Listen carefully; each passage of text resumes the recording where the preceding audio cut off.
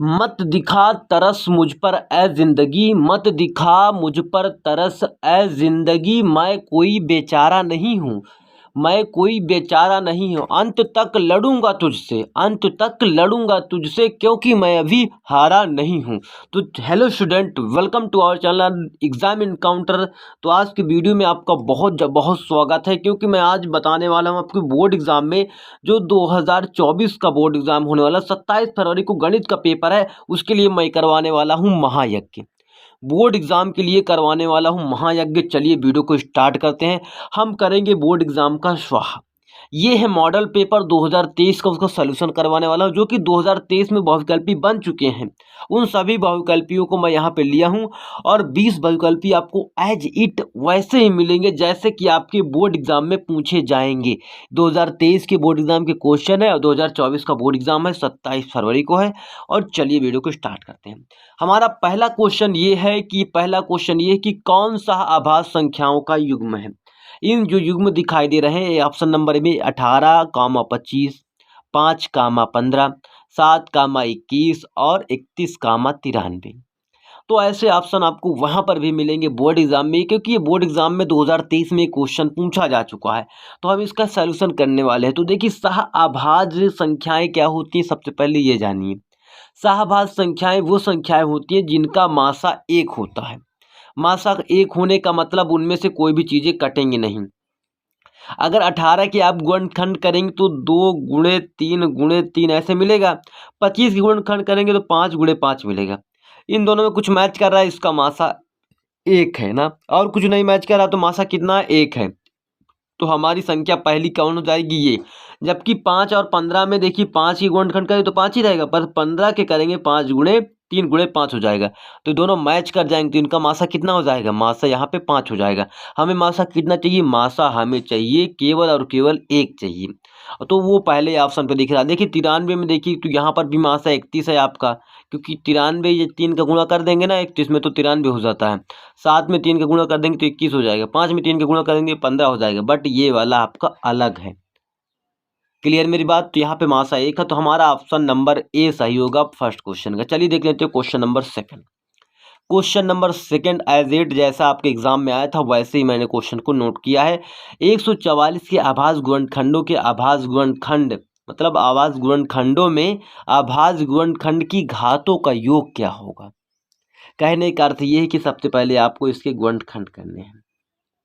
2 से काटेंगे तो ये आएगा आपका 72, 2 से काटेंगे तो 36 आएगा, और 2 से काटेंगे तो आपका ये 18 आएगा, और 2 से काटेंगे तो ये 9 आ जाएगा। फिर 3 से काटेंगे तो ये 3 आ जाएगा, 3 से काटेंगे तो 1 आएगा। यहाँ तक कोई दिक्कत नहीं रहेगी। अब आपको देखना है कि ये कितने बार आभाज्य गुणनखंड है, 1, 2, 3, 4, 5, 6। तो ये 6 वाला ऑप्शन आपका सही हो जाएगा। बट मैं आपको एक तरीका और बताता हूँ, यदि आपको ये तरीका नहीं अच्छा लगा, क्योंकि ये तरीका है भी नहीं, मैं इसको केवल ट्रिक बना लिया हूँ कि आपको ऐसे कर लेना है।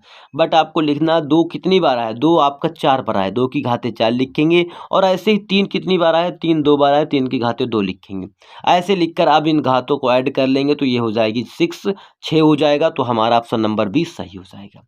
तो यहाँ तक कोई दिक्कत नहीं रहेगी। सारे के सारे ऑप्शन जो डिज़ाइन किए थे, क्वेश्चन डिज़ाइन किए थे, ये बोर्ड एग्जाम के डिज़ाइन किए हुए हैं।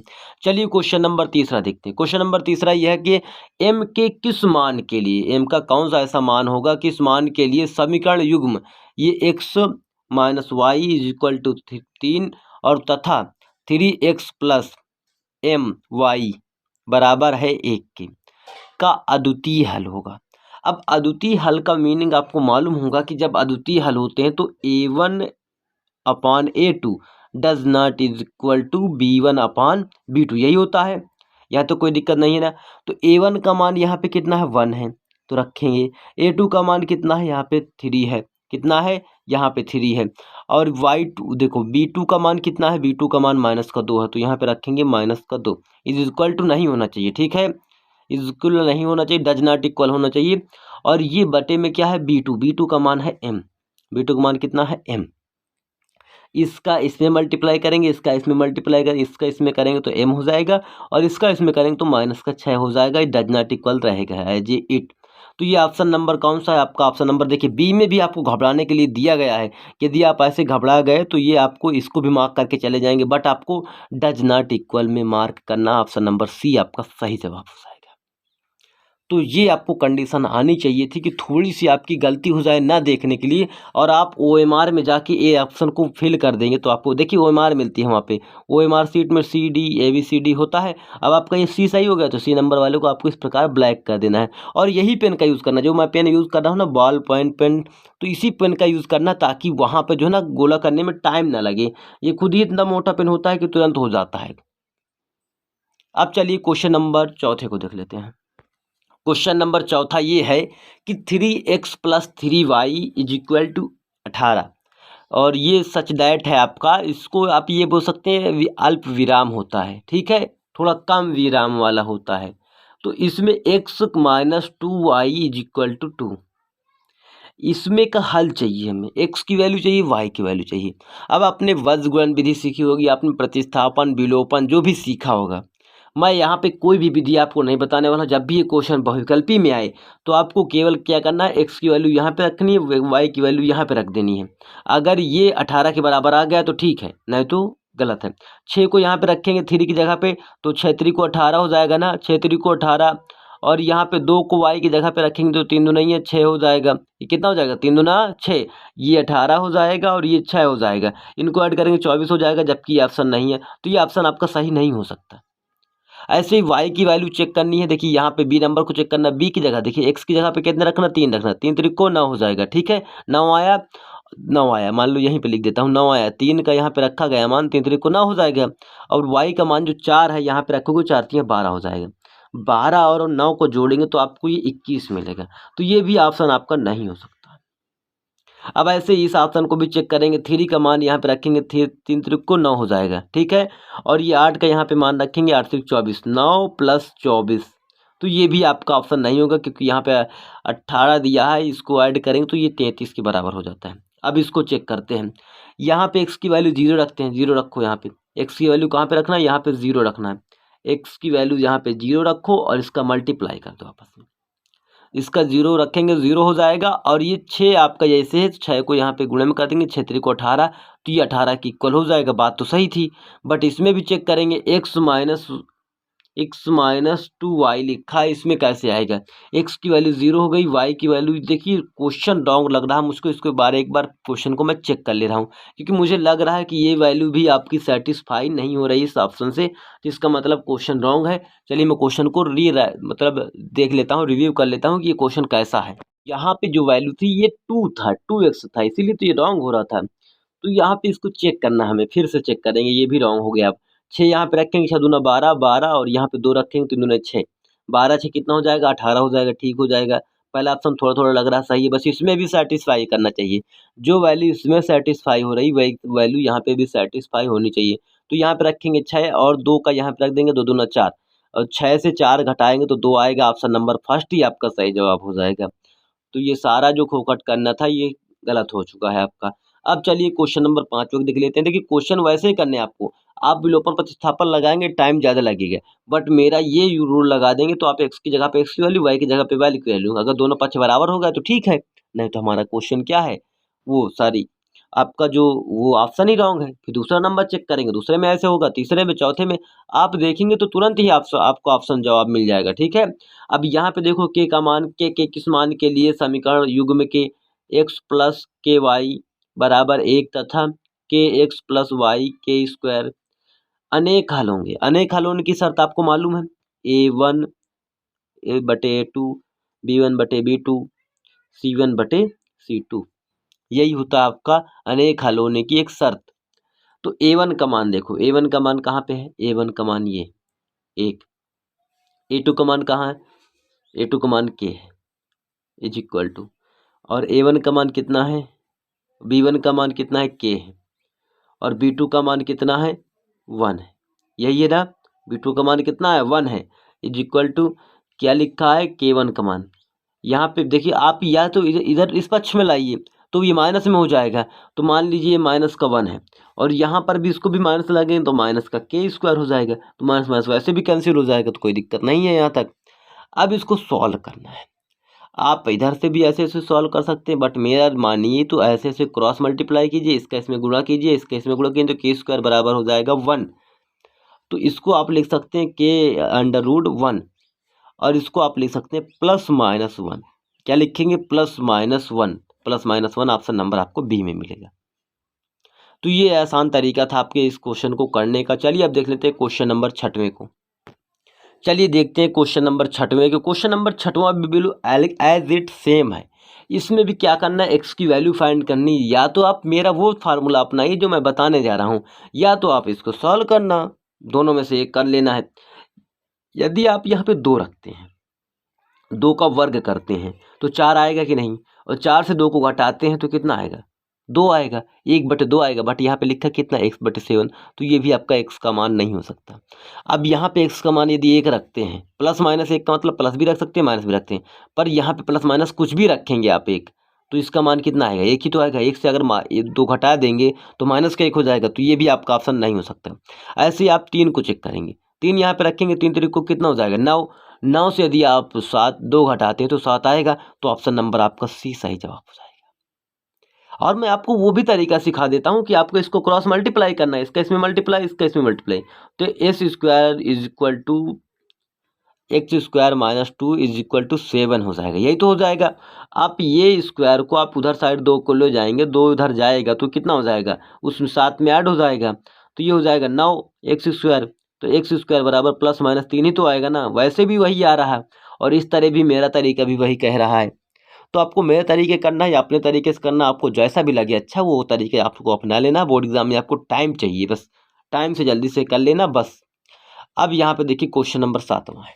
ये कह रहा है एक वृत्त है, उसका व्यास जो है AB है, उसके जो केंद्र के निर्देशांक, केंद्र जो सेंटर होगा उसका वृत्त का केंद्र होगा ये है यहाँ पे, और व्यास ये होता है, ये लंबाई क्या होती है, व्यास होती है A and to B।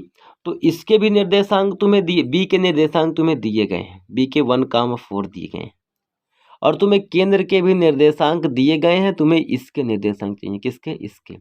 किसके निर्देशांक? ए के निर्देशांक चाहिए। अब मैं इसको समझाता हूँ कि आपको करना कैसे है इस क्वेश्चन को। ये देखो, पहले मैं एक नया पेज ले लेता हूँ आपके लिए। तो आपको ये करना है कि आपके लिए दिया क्या क्या है। मान लो सेंटर दिया 2, -3, ठीक है, सेंटर है, और यहाँ बी का भी वैल्यू आपको दी गई है 1,4, इसके निर्देशांक दिए गए हैं, और सी की ए की वैल्यू आपको x, y की फाइंड करनी है। आपने सीखा होगा, जानते होंगे कि जो मध्य बिंदु होता है वो केंद्र होता है, व्यास का जो मध्य बिंदु होता है क्या? केंद्र होता है। अब आप इन दोनों को ऐड करेंगे, 2 से भाग देंगे, किसको? इसको और इसको। x + 1/2 ये किसके बराबर होगा? ये 2 के बराबर होगा। ये कहने का अर्थ ये था कि इन दोनों को ऐड करेंगे, इसके बराबर हो जाएगा। इन दोनों को ऐड करना है, x1 x2 की वैल्यू को ऐड करना है, और इससे 2 का भाग दे देंगे तो ये आपकी वैल्यू आ जाएगी। और ऐसे ही आपका ये भी होगा, इसमें x प्लस मतलब x + 4 y+4 करना, 2 से भाग देना, आपकी वैल्यू किसके बराबर होगी? -3 के बराबर होगी, केंद्र की इस वैल्यू के बराबर होगी। अब इसको सॉल्व कर लेना आपको, इस 2 को इधर गुणे में ले जाएंगे तो कितना हो जाएगा? 2 दूना 4 हो जाएगा। तो 4 1 + 4 1 + 1 बराबर मतलब x + 1 बराबर 4 हो जाएगा। अब इसको आप लिख सकते हैं, इधर ये घटाने में आ जाएगा, घटा के आपको 3 हो जाएगा, ठीक है। तो x की वैल्यू कितनी आई? 3 आई। और y के देख लेते हैं कैसे आएगी। इसका इसमें गुणा करेंगे तो -6 हो जाएगा कि नहीं? कोई दिक्कत नहीं है ना, 3 दूना 6, पर माइनस लगा था तो -6 हो जाएगा। अब इस y को उधर साइड माइनस में ले जाएंगे, प्लस में उधर काहे में जाएगी? माइनस में जाएगी। 6 + 10 6 - 4 सॉरी 6 - 4 -6 -4 ऐड होके कितना हो जाएगा? -10 हो जाएगा। तो x का मान कितना है? 3 है, y का मान 10 है, -10। तो कहाँ पे दिख रहा है? x का मान 3 है, y का मान -10। x का मान 3 है, y का मान -10। देखिए पहला मान जो होता है x का, दूसरा मान y का होता है। तो ऑप्शन नंबर डी आपका सही जवाब हो जाएगा। तो ऐसे क्वेश्चनों को आपको सॉल्व करना था। देखिए ये क्वेश्चन बिल्कुल ईजी है। इसके लिए आपको क्या करना है? मूल बराबर है। अब मूल बराबर होने की शर्त आपको मालूम ना क्या होती है? जब भी मूल बराबर होंगे तो आपको एक शर्त याद होनी चाहिए कि ये होता है आपका मूल बराबर। चलिए दिखा देता हूँ मैं आपको। ये क्वेश्चन है, मूल बराबर है। इसमें मूल बराबर होने की शर्त ये होती है कि b² - 4ac = 0 होता है, यही होता है। तो मैं इसको लिख सकता हूँ b² = 4a × c, क्योंकि ये माइनस में था, इधर प्लस में हो जाएगा, ऐसे लिख सकता हूँ। अब ए की वैल्यू ये दी है, बी की वैल्यू ये है, सी की वैल्यू ये है। तो बी की वैल्यू कितनी है, -12 है ना, -12, तो -12 का वर्ग कर दूंगा, क्योंकि बी का भी वर्ग लिखा है, बी का वर्ग लिखा है ना, -12 का वर्ग। 4 लिखा, 4 ऐसे लिख दूंगा, क्योंकि 4 एक कांस्टेंट नंबर है, अचर राशि है, ठीक है। और ए क्या है, ए का वैल्यू 3 है, यहाँ पे देखो 3 है ना, 3 लिखूंगा। और सी का वैल्यू कितना है, के लिखा, तो के की जगह पे के लिख दूंगा, कोई दिक्कत नहीं है ना। और यदि अब मैं 12 का वर्ग करता हूँ, -12 में गुणा करूंगा तो +12 हो जाएगा। और इसका इसमें अगर मल्टीप्लाई करता हूँ तो 144 आता है, कितना, 144। तो यहाँ पे अगर वर्क करेंगे तो 144 आएगा, वो भी प्लस का आएगा, बराबर हो जाएगा आपका किसके, 4 तियाँ 12 के, कितने के, 4 तियाँ 12 के। तो के बराबर क्या हो जाएगा, 144/12, यही तो हो जाएगा ना, क्योंकि ये 12 इधर भाग में आ जाएगा, भाग दे देंगे तो 12 बार जाएगा, तो के की वैल्यू कितनी आएगी, 12 आएगी। ऑप्शन नंबर ए आपका सही जवाब हो जाएगा। तो ऐसे आपके क्वेश्चनों को सॉल्व करने थे, बिल्कुल इजी तरीके से सॉल्व करना है, कोई भी कठिनाई के सवाल नहीं है आपके लिए, और आप इसको इजी तरीके से सॉल्व भी कर सकते हैं। अब देखेंगे ये छोटे छोटे क्वेश्चनों को आपको ध्यान रखना है कि दो आकृतियां जिनके आकार समान है, कहने का अर्थ ये आकृति है जिसके आकार क्या है, समान है। देखो शेप जो है ना समान है, बट आयाम समान नहीं है। जैसे कि भाई मान लो 2 सेंटीमीटर का मालूम, क्या मालूम ये 3 सेंटीमीटर का हो, तो आयाम समान नहीं है, तो आवश्यक रूप से समान नहीं हो तो क्या कहलाती हैं, तो वो आकृति समरूप कहलाती है। रूप समान है बट उनके अंग समान नहीं है, तो अगर अंग भी समान हो जाते तो सर्वांग सम हो जाते हैं, ठीक है। अगर अंग समान तो सर्वांग सम भी, और केवल रूप समान है तो फिर आपका समरूप हो जाएगा। क्लियर मेरी बात, कोई दिक्कत नहीं है। चलिए अब क्वेश्चन नंबर 10वें को देख लेते हैं। क्वेश्चन नंबर 10वां ये है कि यदि दो समरूप त्रिभुज की संगत भुजाएं 3, 5 है ये के अनुपात में है, तो उनको क्षेत्रफल का अनुपात क्या होगा। जब भी आपको दिया जाए भुजाएं दी गई हों और क्षेत्रफल का अनुपात चाहिए तो स्क्वायर कर देना, इसका भी स्क्वायर कर देना, इसका भी। 3 का स्क्वायर करेंगे 9 हो जाएगा, 5 की स्क्वायर करेंगे तो 25 हो जाएगा। ऑप्शन नंबर ए ही आपका सही जवाब हो जाएगा। क्लियर मेरी बात। और अगर कभी तुम्हें दे दिया जाए क्षेत्रफल पहले और पूछ लिया जाए कि उसकी भुजाओं का अनुपात, तो आप इनका क्यूब रूट कर देना, ठीक, वर्गमूल निकाल लेना, तो यही तो आएगा ना। फिर इसका वर्गमूल निकालेंगे तो 9 का तो 3 आएगा, 5 का वर्गमूल 25 का वर्गमूल निकालेंगे तो 5 आएगा। तो ऐसे भी क्वेश्चन को कर लेना है। यदि आपको कंडीशन चेंज कर दी जाए बोर्ड एग्जाम में जाकर तो आप ऐसे भी कर पाओ, ये आपको मैं सक्षम बना रहा हूँ आपसे। चलिए अब देख लेते हैं क्वेश्चन नंबर हमारा जो कि है 11वां क्वेश्चन, कि यदि किसी त्रिभुज की भुजाएं 3 सेंटीमीटर, 4 सेंटीमीटर और 5 सेंटीमीटर तथा 5 सेंटीमीटर हो तो वह त्रिभुज क्या हो सकता है। मैं ये कहूँ आपको, जब भी ऐसे कोई भी पूछा जाए कि त्रिभुज कौन हो सकता है तो आपको समकोण त्रिभुज मानना है, राइट एंगल ट्राइंगल मानना। क्यों मानना है, निशान आपको मैं ये बताता हूँ। आप यदि बड़ी भुजा का वर्ग करेंगे 25 हो जाएगा, और छोटी भुजाओं का वर्ग करके जो ऐड कर देंगे, इसका भी वर्ग करेंगे 9 आएगा, 4 का वर्ग करेंगे 16 आएगा, तो 25 इज इक्वल टू कितना हो जाएगा, 25 हो जाएगा। तो ये हो जाएगी आपकी पाइथागोरस प्रमेय सिद्ध, 90 डिग्री हो जाएगा। जब भी ऐसा आपको कभी भी दिखे कि त्रिभुज के कोण क्या होंगे, भुजाएं दे दी है कोण क्या होंगे, तो समकोण त्रिभुज हो जाएगा और 90 डिग्री कोण होगा। कितने डिग्री कोण होगा, 90 डिग्री का। कहीं पर भी दिख जाए आपको तो आपको 90 डिग्री का कोण ही आपको निशान मानना है। ऐसा एक क्वेश्चन और भी है, एक तरीके का होता है जिसमें 90 डिग्री कोण आता है। अब देखेंगे दो समरूप त्रिभुज के परिमाप क्रमशः 10 सेंटीमीटर, 15 सेंटीमीटर है, तो इनके क्षेत्रफलों का अनुपात क्या होगा। देखो परिमाप का अनुपात दिया, देखो समरूप त्रिभुज क्या होते हैं मालूम है, समरूप त्रिभुज ये ऐसे होते हैं, उनके परिमाप का हमें क्या दिया गया है, अनुपात दिया गया है, तो उनके क्षेत्रफलों का अनुपात क्या होगा। तो यहाँ पे आपको करना ये है कि दोनों भुजाओं को अनुपात ज्ञात कर लेना। अनुपात ज्ञात करने का मतलब ये है कि 10/5 आप इसको लिख देते हैं, 10/15 लिख देंगे। यदि 5 से आप 10 को काटेंगे 2 आएगा, अगर 5 से 15 को काटेंगे तो 3 आ जाएगा। अब इसका वर्ग कर देना है, क्या कर देना, वर्ग कर देंगे तो 2 दूना 4 हो जाएगा, 3 त्रिकोण 9, ऑप्शन नंबर आपका 20 सही जवाब हो जाएगा। करना कैसे होता है, करना ये होता है, इनको आपको वैसे लिखना, अनुपात में रखना है, बटे में रखना है, और आपको इसका वर्ग कर देना। वर्ग करने के बाद जो भी आएगा आपका जवाब वही आपका आंसर हो जाएगा। चलिए देख लेते हैं क्वेश्चन नंबर 12वें को। तो चलिए देख लेते हैं क्वेश्चन नंबर 13वें को। क्वेश्चन नंबर 13 बिल्कुल ईजी है, आप मेरा तरीका अपनाएंगे तो आप बहुत अच्छी से इसको सॉल्व कर सकते हैं। कहने का अर्थ यहाँ पे ये दिया कि यदि tan थीटा बराबर 8/15 है, तो देखो tan थीटा का जो फार्मूला होता है वो लंब बटे आधार होता है। क्या होता है, लंब बटे आधार होता है, यही होता है ना मेरा फार्मूला। तो आपको थोड़ा सा ये देखना है कि आपको मान किसका चाहिए। आपको मान चाहिए कोसेक थीटा का। कोसेक थीटा का मान कैसे आता है? कर्ण बटे क्या आता है? कर्ण बटे लंब होता है। क्या होता है? कर्ण बटे लंब होता है। अब आपको मालूम है जो लंब की वैल्यू हो कितनी है? 8 है। कितनी है? लंब की वैल्यू कितनी है? 8 है। तो जो लंब की वैल्यू 8 होगी तो 8 बटे में होना चाहिए ना, क्योंकि ये 8 आएगा तो ये 8। और कर्ण की वैल्यू आपको मान लो कुछ भी नहीं पता है तो कर्ण की वैल्यू 8 तो जो भी होगी कर्ण की वैल्यू, पर लंब की वैल्यू आपको 8 मालूम चल गई है तो बटे में 8 होना चाहिए। तो कहाँ पे ऑप्शन में? इसमें भी नहीं है, इसमें भी नहीं, इसमें भी नहीं, इसमें आपका ऑप्शन सही हो जाएगा। अगर सॉल्व करने का मन है आपका, बहुत अच्छा लगता है आपको सॉल्व करना, टाइम वेस्ट करना, तो करिए, मैं आपको सिखा भी देता हूँ, वो भी तरीका है। अगर कर्ण आपको भुजा निकालनी हो तो क्या करना है? इन दोनों का वर्ग करना है 8 64 और 15 का वर्ग करना है 225, इसको ऐड कर देना है, ये हो जाएगा आपका 5 4 9 और 6 2 8, 289। 289 बाहर निकल के आएगा 17, 17 बटे 19 हो जाएगा, 17 बटे 8। वैसे भी कर सकते हैं बट मैं आपको तरीका ये सिखा रहा हूँ कि आपको जल्दी समय बचाना है। ये खुद बोर्ड एग्जाम ने किया है ऐसा, ऐसा मैंने खुद से नहीं बनाया कि आपको बटे में एक बार 8 मिल गया बस हो गया। बोर्ड एग्जाम के ऑप्शन देख लेना जाके, 2023 की बोर्ड एग्जाम में आया था ये क्वेश्चन और आएगा भी ये क्वेश्चन। और 14वां क्वेश्चन देख लीजिए, यदि 2 cos 3 theta is equal to 1 है तो थीटा की वैल्यू क्या होगी? अब आप इसको देखना है कि cos थीटा बराबर जो है वो कितना दिया है? 1 दिया है। ये 2 भी है, 2 को आपको बटे में लाना है, ठीक है। अब आपको मालूम होगा कि cos थीटा जब 1/2 कब होता है? 60 डिग्री पर होता है। ये मालूम चल गया तो आप इसको देखो, cos 60 डिग्री पर होता है, cos से cos कैंसिल हो गया तो 3 थीटा किसके बराबर बचा? 60 के बराबर बचा। अब 3 थीटा 60 के बराबर बचा तो थीटा कितने के बराबर बचेगा? थीटा बचेगा 60/3 के। अब भाग दे देंगे तो कितना आ जाएगा? 20 3 60, तो ऑप्शन नंबर आपका सी सही जवाब हो जाएगा। तो ये हुआ आपका क्वेश्चन नंबर 14वां। चलिए क्वेश्चन नंबर 15वें को देख लेते हैं।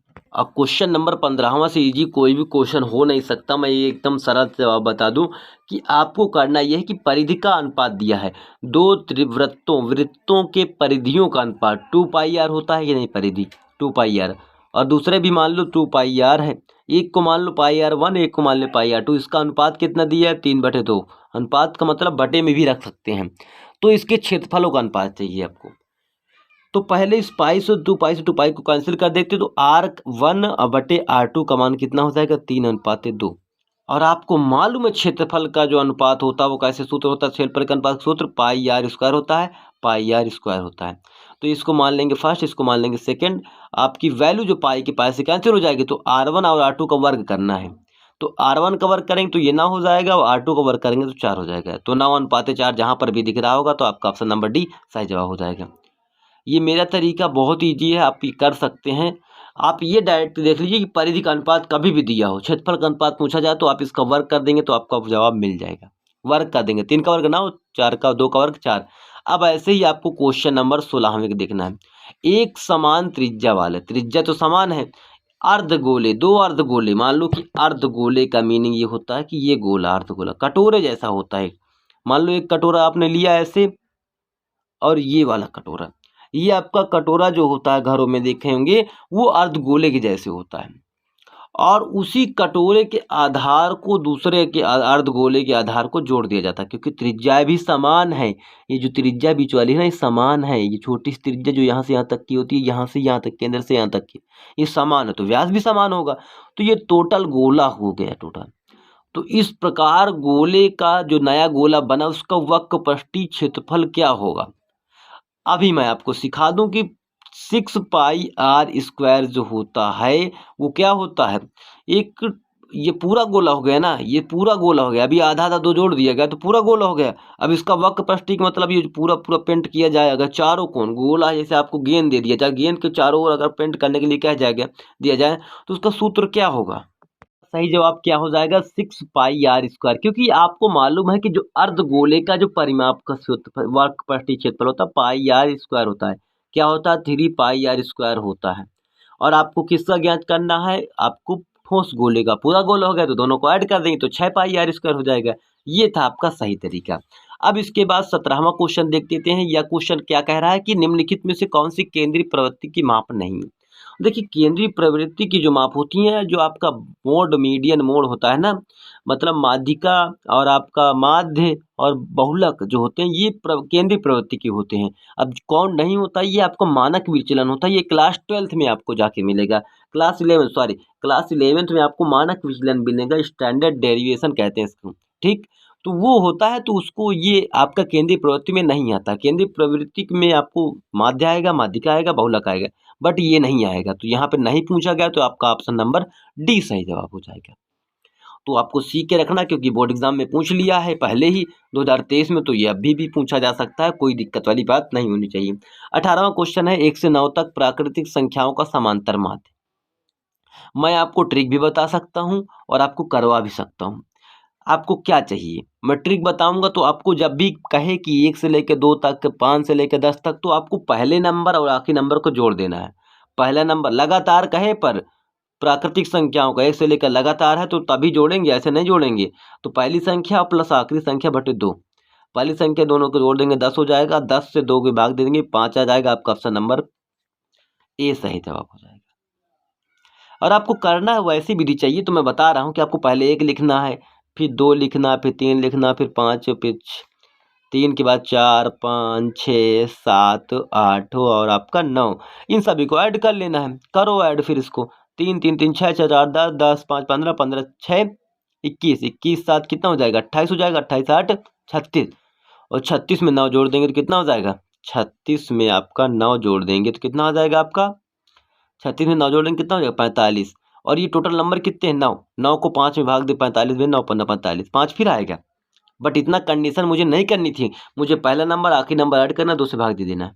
जब लगातार कहेगा तब कभी भी ऐसे नहीं कर लेना। देखिए प्राकृतिक संख्या मतलब 1 2 3 4 लगातार आएगा। अगर ऐसे हुआ 1 लिखा फिर 5 लिखा 7 लिखा, लास्ट में तुमने 9 देख लिया और यहाँ पे 2 लिखा है, तो आप ये ना कर देना कि इसको ऐड करके 2 को भाग दे देंगे, नहीं।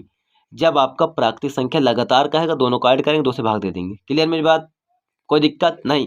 और यही ये भी समझ लेना, समांतर माध्य पूछे तभी करना है, ये नहीं कि आपसे माध्यिका पूछ रहा तब भी वैसे ही करना है, तो फिर गलत बात है ना। देखिए जो सीखेंगे ट्रिक उसको ट्रिक अप्लाई करेंगे। देखिए प्रथम 10 प्राकृतिक संख्याओं का माध्यिका क्या होगी।